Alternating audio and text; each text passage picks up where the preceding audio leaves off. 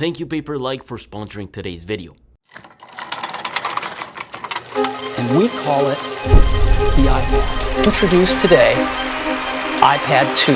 Today we're announcing the new iPad. The 4th generation iPad. This is iPad mini. This is the iPad Pro. iPads seem to be this mystical creature that confuses us when trying to choose the right one. It's a never-ending battle when it comes to choosing the right specs, so we eventually don't regret our decision down the line. We always end up either opting for the larger storage and the cheaper model, or just going premium but compromising the amount of space and memory. It just doesn't need to be this way. Each of them had their purpose, and it seems like we've completely lost sight of that.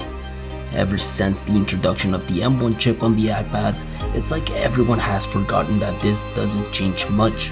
Truthfully, as someone that has owned every single model, I can confidently say that you won't find fulfillment within your work if you either blow your budget or cheap out for no reason. And so, I much rather bring them all together so we can talk iPads today. I got it. I got the next video. Hear me out. Which iPad should I buy? 2022.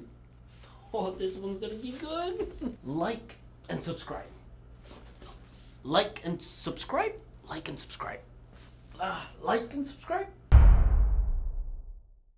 People of the internet, we've got every single latest iPad model in the studio, including the latest Pro line with the M1 chip, and believe it or not, no matter how much money you spend on these tablets, they genuinely all have the same unboxing experience, including the Mini. iPad Mini is probably the most interesting one out of them all. It's like this huge phone that pretty much fits everywhere, but also it's this super tiny tablet that makes us wonder what Mini is useful for. For starters, I like to think of it as the middle child. They finally redesigned the whole aluminum chassis, screaming iPad Air and iPad Pro design language. They come in 4 new colors, have small bezels, bigger screen, Touch ID, side-mounted Apple Pencil 2, center stage, and so much more. But to think of it, why in the world would you want to buy something like this? It's definitely not for professional use. In fact, portability is the #1 key factor here. It introduces an 8.3-inch screen, much bigger than Apple's biggest and largest iPhone, and with 10 hours of battery life, it's absolutely wonderful to bring everywhere. I get it, Apple made this whole commercial with pilots, but we're not all pilots planning flight maps. I personally think that this is more of like a companion. Whether you are in the kitchen following a cooking tutorial, a tablet to use as your automation hub, or even a device to treat it as your dedicated e-reader, I think these are all valid reasons to get the smaller iPad format. But for $500 and 64 gigabytes of storage, is that really worth the money? Don't get me wrong, I think Apple designed this carefully, like putting the volume buttons on top to avoid the pen blocking those, the right size for the bezels to at least avoid holding it from this LCD 60Hz screen that, by the way, only produces 500 nits of brightness, so it's not so great for outdoor consumption. It does fit great on one hand. You can beautifully draw on this to the point that installing a Paperlike sheet might benefit some note takers. Oh, and it does have stereo speakers.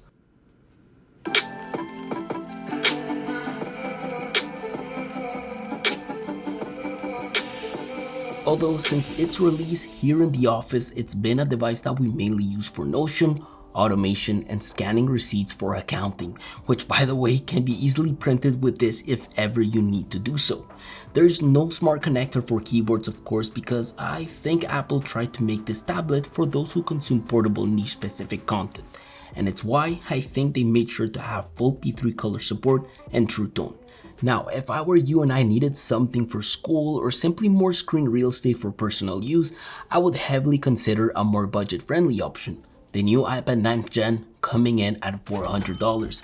Personally, every year this has proven to be the best budget iPad for students out there. Even though it doesn't have that laminated panel all the other iPads offer, the note-taking experience on this is still absolutely great. A pen like Logitech Crayon fulfills all the use cases for note takers, where there is very minimal latency and the precision this has is as incredible as the iPad Pro, although without the Gen 1 pen, you will be missing out on the fine grain pressure sensitivity. But this is just not the iPad for artists. I do recommend you pair this up with a Paperlike sheet. Because this is a note-taking iPad in my opinion, being able to transform this 60Hz LCD display to mimic the feel of paper and sound like it is such a plus.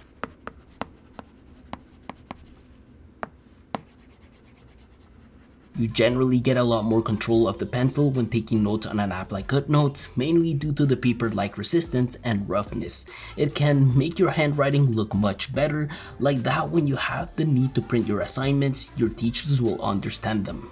It's a protector that is gentle with your Apple Pencil's tips. I like the fact that Paperlike offers a money-back guarantee for the first 100 days, and I love that it reduces the glare and fingerprints when manipulating your iPad.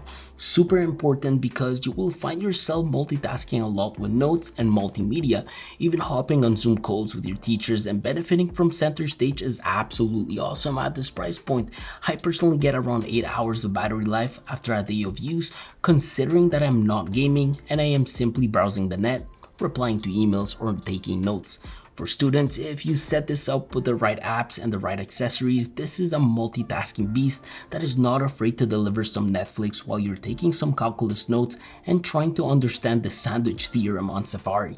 It's why it's important to know that personally, I find 64GB of storage perfect for 80% of people, because paying about $1 or $2 a month for an extra 100GB of cloud storage is so worth it.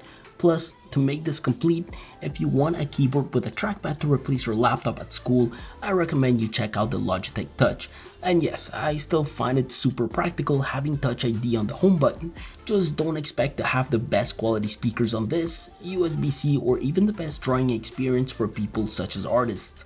In my opinion, if you want those things, I think iPad Air is the ultimate iPad, and it hits this sweet spot.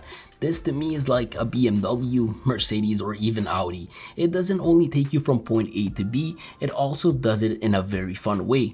The iPad Air comes in at $600, which is the iPad that natively allows you to have that Apple-like keyboard and trackpad experience. It's a device that supports the Gen 2 Apple Pencil, has a laminated display at 60Hz, and has an identical feel to the iPad Pro in terms of design and weight.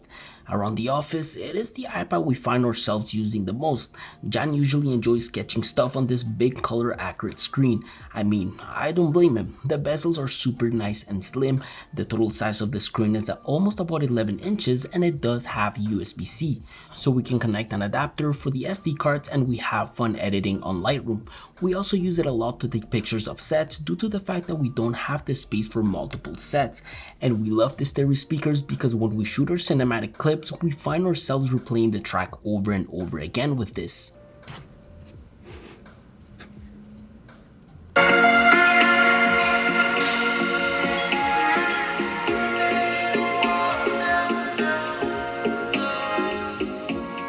I do find myself wishing constantly this had center stage, although regardless of that, it is more of a proper laptop replacement in my opinion, which is also the level entry iPad for artists, specifically graphic design people.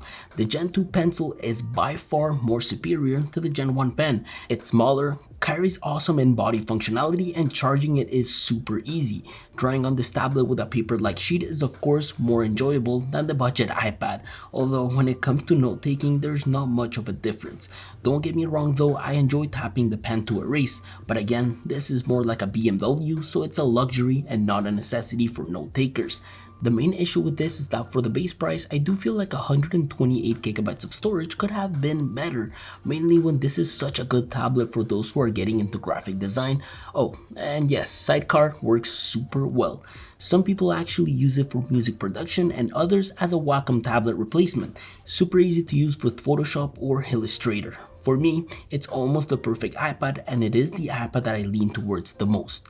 Even if we don't get that sweet promotion feature the iPad Pro delivers, which between these two is the most noticeable difference, mainly because, well, the difference in terms of performance when we compare the A14 chip and the M1 chip in real life case scenarios is like non-existent. Unless you are a hardcore music producer, illustrator, or even a digital content creator. Believe me, I had an iPad Pro for most of my software engineering degree, and I think I blew my budget on it. Don't be afraid to save yourself a few $100, although it all depends on how important the Pro features are to you. At the end of the day, the build between these two is essentially the same.